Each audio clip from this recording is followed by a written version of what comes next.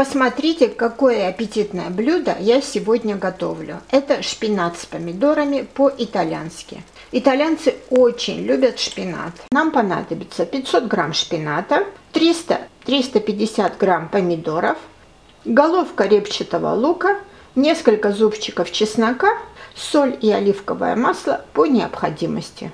Итак, для начала очищаем лук и чеснок и мелко их нарежем. Вначале слегка обжарим чеснок. Всего лишь пару минут. Чеснок легко может подгореть, поэтому присматривайте. Теперь добавляем нарезанный лук. И пусть они вместе хорошенько обжарятся. Лук с чесноком поджарились. Теперь добавляем вымытый шпинат. Во время готовки шпинат сильно уменьшится в объеме. Теперь накрываем крышкой и оставляем на какое-то время, чтобы шпинат приготовился. Пока шпинат готовится, я нарежу помидоры. Не надо их очень мелко нарезать. Вот такие помидорчики я разрежу на 4 части.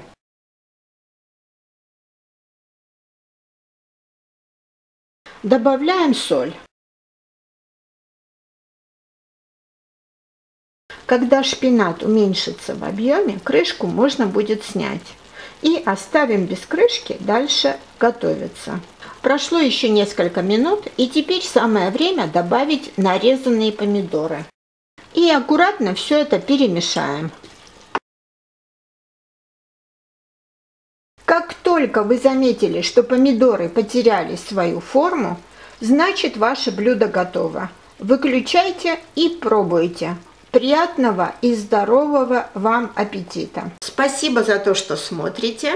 Подписывайтесь на наш канал и делитесь нашими рецептами со своими друзьями.